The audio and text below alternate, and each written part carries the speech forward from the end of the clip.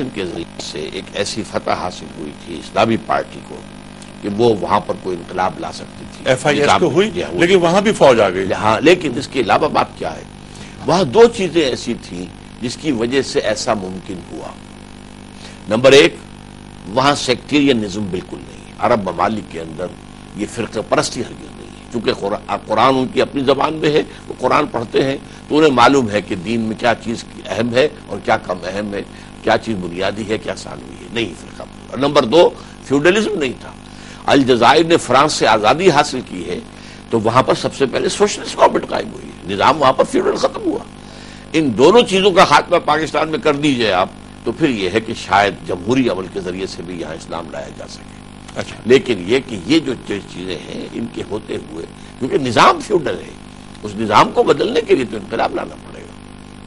باقی رہ گیا یہ کہ جو حماس وغیرہ کا معاملہ ہے وہ تو ایک زبردست جو سمجھیے کہ زندگی اور موت کی کشاکش کے اندر مبتلا ہے وہ جو مسلمان فلسطینی ہے. اب اس کے اندر تو ظاہر بات ہے کہ کسی قوم کے اندر کی جتنی بھی صلاحیتیں ہیں وہ ابھر کر اوپر آ جاتی ہیں. ٹھیک ہے ڈاکٹر صاحب، میں نے یہ بھی عرض کی تھی کہ علم و عمل، علم اور کردار کی جو سطح دین کو مطلوب ہوتی ہے، کیا ہماری دینی سیاسی جماعتیں وہ پیش کرنے میں کامیاب رہی ہیں؟ دیکھیے یہ گفتگو زیادہ پھر انڈیویجولسٹک ہو جائے گی اور لوگوں پر تنقید ہو جائے گی. میں ان سے جو بات کر رہا ہوں وہ یہ ہے، میرا جو اختلاف ہے کہ انہوں نے راستہ غلط اختیار کیا ہے. باقی ہو سکتا ہے کہ وہ پورے خلوص نیت کے ساتھ یہ سمجھتے ہوں کہ اسی راستے سے اسلام آ جائے گا اور وہ اسلام کے لیے کوشش کر رہے ہیں، تو میں ان کی نیتوں پر حملہ کرنے کو تیار نہیں ہوں. نہ مجھے اس کا حق ہے اور نہ میں اسے مناسب سمجھتا ہوں. البتہ اختلاف شک نہیں ہو رہا، اختلاف شدید خلوص نہیں. آپ نے کہا تھا نا کہ شاید یہ بھی علم و عمل، مفادات کا معاملہ ہے. نہیں، مفادات نہیں، یہ آپ نے کہا تھا، آپ نے یہ فرمایا تھا ویسٹڈ انٹرسٹ، یہ آپ کے الفاظ تھے. ویسٹڈ انٹرسٹ جو کہ فیوڈلز کا ہے جی، جو ہمارے ملک میں کیپٹلسٹ کا ہے، ان کا ویسٹڈ انٹرسٹ ہے. جی ہاں، وہ در حقیقت ہے کہ جو اسلام کے انقلاب کے راستے میں رکاوٹ ہے. ٹھیک ہے. نہیں، میرا سمپل سوال ڈاکٹر صاحب یہ ہے کہ دین، ہم کسی پر تنقید نہیں کر رہے. ہمارا جو محبت کا مرکز ہے وہ دین ہے اور اس کے بعد پاکستان ہے. ہم پاکستان کو بہت آگے لے کے جانا ہے. کل ہم نے بات کی کہ شب قدر کی مبارک ساعتوں میں یہ ملک تخلیق ہوا. یہ ملک اللہ تعالیٰ کے ارادوں کا مظہر ہے. اس مملکت میں جس طرح آپ بڑے بڑے کام سر انجام دے رہے ہیں، ہماری دینی جماعتیں بھی کام انجام دے رہی ہیں. مولانا امین احسن اصلاحی صاحب کو جملہ یاد آتا ہے کہ ایک غلط راستے پر دوڑنے سے بہتر یہ ہے کہ آدمی صحیح راستے کی طرف منہ کر کے کھڑا رہے. آپ فرماتے ہیں کہ وہ غلط راستے پر رواں دواں ہیں ہماری دینی سیاسی جماعتیں. آپ نے یہی فرمایا؟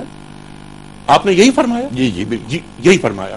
سوال یہ ہے، ہم محبت پہ یہ بات کہہ رہے ہیں کہ ہماری دینی سیاسی جماعتوں سے کہاں کہاں غلطیاں ہو رہی ہیں. ہم ان کی کامیابی اور کامرانی چاہتے ہیں. ان سے مراد یہ کہ دین کا نظام اس زمین پہ نافذ ہو. دیکھیے اس معاملے میں تفصیل جانے کا تو موقع نہیں ہے. میں تو ایک ہی جس کو کہتے ہیں کہ ہاتھی کے پاؤں میں سب کے پاؤں، میں اس کو سمجھتا ہوں ہمالائن مسٹیک، کہ یہاں پہ کچھ لوگوں نے اگر یہ سمجھا ہے کہ اس جو الیکشن پالیٹکس ہے، جو حقیقت میں پاور پالیٹکس ہوتی ہے، اس کے ذریعے سے ہم یہاں اسلام لے آئیں گے، تو ان سے بہت بڑی غلطی ہوئی ہے. ہمالیہ جیسی غلطی ہوئی، وہ کوئی بھی ہو کیسے باشد. ان کی نیتیں اپنی جگہ پر ہیں، ان سے میں بحث نہیں کرتا. ٹھیک ہے. اور آپ کے بقول کہ پہلے انقلاب آئے گا، اس کے بعد جمہوری طرز عمل سے اس انقلاب کو آگے لے کے جایا جا سکتا ہے. اس نظام کو چلانے مینٹین رکھنے کے لیے، اس نظام کو چلانے کے لیے ظاہر بات ہے کہ امرہم شورا بینہم. وہاں کوئی جو ہے در حقیقت کوئی ایک جو ہے ڈکٹیٹوریل رجیم نہیں ہوگی، بلکہ معاملات لوگوں کے مشورے سے طے ہوں اور پارلیمنٹ وجود میں آئے گی اور پارلیمنٹ کو اجماع کا حق ہوگا. اور بقول علامہ اقبال کے پارلیمنٹ اجتہاد بھی کر سکتی ہے، اس میں 33% وکلا شامل ہوں گے. آپ اتفاق کرتے ہیں نا؟ میں اصل میں علامہ اقبال کی اس بات کا ایک مفہوم سمجھتا ہوں کہ جو عام طور پر لیا جاتا ہے وہ 100% غلط، اور ایک مفہوم جو میں لیتا ہوں وہ صحیح. اچھا ہے، آپ کیا مفہوم لیتے ہیں؟ اس پہ گفتگو تفصیل سے ہوگی ڈاکٹر صاحب. اس وقت ہمیں جانا ہے خواتین و حضرات ایک بریک کی جانب.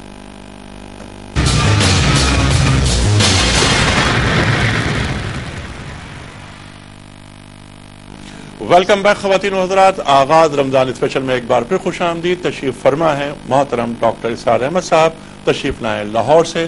خواتین و حضرات، اس سے پہلے کہ بات آگے چلے، ایک کالر بہت دیر سے منتظر ہیں ہمارے، ان سے پہلے بات کر لیتے ہیں۔ السلام علیکم۔ وعلیکم السلام جناب۔ جی، پہلے تو میں السلام علیکم کہوں گا آپ کو اور ڈاکٹر اسرار صاحب کو۔ وعلیکم السلام۔ جی سر، میرا سوال ہے کہ جیسے ڈاکٹر اسرار صاحب نے اپنے بیان میں فرمایا کہ حضرت امام ابو حنیفہ رضی اللہ تعالیٰ عنہ نے یہ فرمایا کہ آپ بغاوت کے جب تک مطلب کامیابی کے زیادہ نہ ہو تو آپ نہ مطلب جنگ کریں۔ جی ہاں جی ہاں جی، تو میرا سوال یہ کہ تو پھر 313 جو شہدائے بدر میں لڑے تھے تو وہ پھر ان کی تعداد تو بہت کم تھی ان کے مقابل قریش کے، تو وہ کیوں لڑے پھر؟ جی ڈاکٹر صاحب، وہ تعداد بہت کم نہیں تھی، 313 کے مقابلے میں بھی کوئی 1 لاکھ تو نہیں تھے نا، 1000 ہی تھے۔ 1 to 3 کی صرف ریشو بنتی ہے نا، زیادہ تو نہیں۔ ٹھیک، لیکن یہ کہ فرض کیجئے کہ آپ کوئی کسی ملک کے خلاف بغاوت کرتے ہیں، اس کی تو لاکھوں کی فوجیں ہیں، اور آپ اگر صرف چند ہزار ہو، چند 100 ہو تو کیا کر دیں گے؟ اس لیے وہاں ریشو پروپورشن، اور جب تک اس حد تک ریشو پروپورشن نہیں آیا تھا حضور نے اقدام نہیں کیا۔ مکے میں 12 برس آپ رہے، آپ کے پاس ظاہر بات ہے 100-125 آدمی تو مکے میں بھی تھا، آپ نے اقدام تو نہیں کیا۔ جی ہاں، اور 12 برس آپ نے فرمایا، 12-12.5 برس جتنا عرصہ مکے میں رہے وہی آتی ہے، اس میں کہیں بھی قتال کا اذن نہیں ہے۔ مدینہ پہنچتے نہیں ہیں، راستے میں جو پہلی وحی اترتی ہے اسی میں قتال کا اذن۔ کیا حکمتیں دیکھی۔ اچھا ڈاکٹر صاحب، اس سوال سے پہلے جو بات ہو رہی تھی ہماری، اجتہاد، علامہ اقبال پارلیمنٹ کے ذریعے، پارلیمنٹ کو اجماع کا حق ہے، 1/3 پارلیمنٹ کا حصہ وکلا پر مشتمل ہوگا، علامہ اقبال فرماتے ہیں۔ آپ اتفاق نہیں کرتے؟ میں اتفاق کرتا ہوں، لیکن اس کا ایک خاص مفہوم سمجھتا ہوں۔ وہ کیا ہے؟ دیکھیے، اجتہاد کے معاملے میں 2 چیزیں علیحدہ ہیں، ایک اجتہاد کرنے والا، ایک اس اجتہاد کو نافذ کرنے والا۔ جیسے کہ عباسی خلیفہ نے قاضی ابو یوسف کو قاضی القصاص بنا دیا کہ اب آپ کے اجتہادات جو ہیں وہی اس ملک کے اندر قانون کا درجہ رکھیں گے، لیکن نافذ کرنے والا وہ تو قاضی ابو یوسف تو نہیں تھے، وہ تو قوت جو ہے بادشاہ کی، وہ قوت نافذہ تھی۔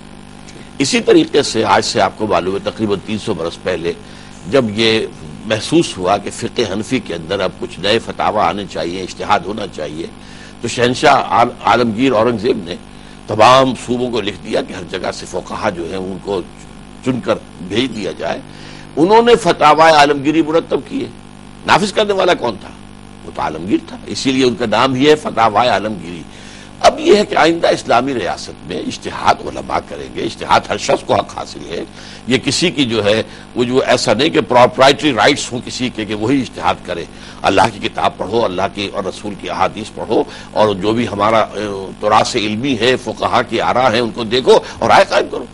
لیکن کس کا اجتہاد نافذ ہوگا، it will be decided by the parliament, اس لیے کہ قوت نافذہ جو ہے، سینکشن جو ہے، وہ پارلیمنٹ کے پاس ہے۔ البتہ اگر کوئی سمجھتا ہے کہ پارلیمنٹ کا اختیار مطلق ہے تو یہ بات غلط ہے، یہ جدید ڈیموکریسی کی بات ہے، کیونکہ ساورنٹی وہ پارلیمنٹ کو سمجھتے ہیں۔ ہمارے ہاں پارلیمنٹ جو ہے وہ ساورن نہیں ہے، ساورنٹی بلانگس ٹو اللہ۔